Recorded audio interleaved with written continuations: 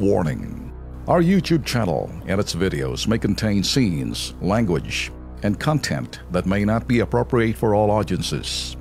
These videos include surveillance footage, undercover pursuit of suspects, actual police and rescue operations, and fearless confrontations. If you do not approve of the content, please do not watch our videos. If you wish to continue, we strongly advise that you proceed with caution. Viewers' discretion is advised.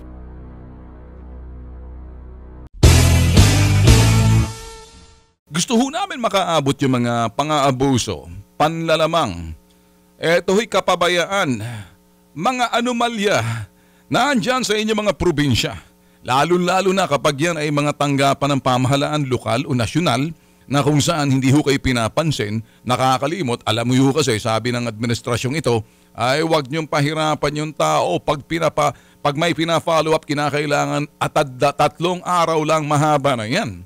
Kung minsan may mga problema ho tayo sa mga tanggapan ho ng lokal na pamahalaan, na antitigas ho ng mga ulo. Ngayon ho kayo, lumapit sa amin para makita namin kung sino yung mga siraulo at yung kung sino dyan ang mga ayaw ho magsipagtrabaho. Pakikilusin ho natin sila, kilos pronto, pero paabot nyo lang ho sa amin. Nasubukan nyo na ho bang gumising ng maaga? Magmamadali ka para gusto mong mauna.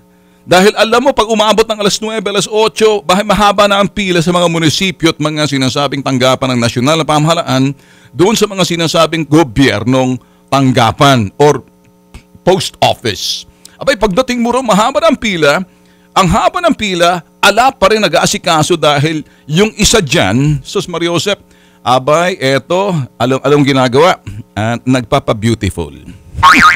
Relate ho ba kayo?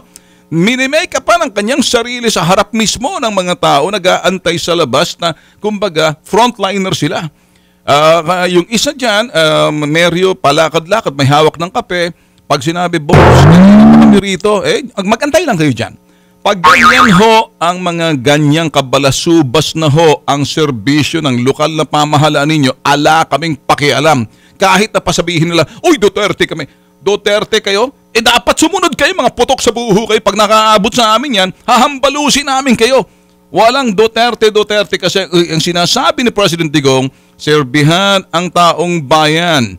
Talagang totoong paninilbihan. Hindi nyo binibilad sa araw pinapipila ninyo. Kaya gumising ng maaga yan para makauwi agad. Ang problema, para mga suso, parang akala mo may mga luslos na akala mo inopera na hindi mo maintindihan. Ewan, ang mga mukha nakasimangot. Joseph, mayos nga kayo. Pag kayo humarap sa taong bayan, lalong-lalo na kayo mga sa pamahalaan, naninilbihan sa tao, humarap kayo ng smiling face naman. Subukan nyo naman kuminsan tumingin sa salamin na lagi kayong smile. Siyempre naman, bakit ay?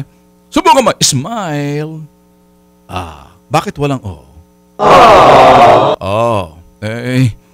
Huwag yung smile na parang nakakaloko na parang tawa ni Satanas. Smile ba yun? Halakhak yun. Sige, sample lang.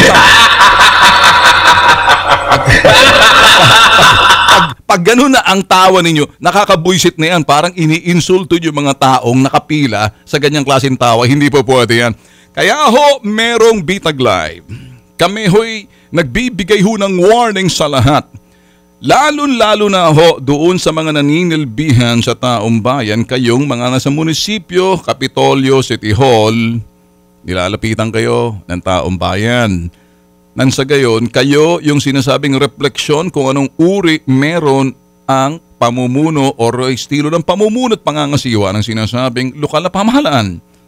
Kasi kung ano yung paninilbihan ninyo, nakikita yan, either pabaya kayo, organisado kayo, wala kayong pakialam. Sus Maria Josep, baka mabalik ulit tayo sa mga panahon ng Dilawan. Sus Maria Josep yan.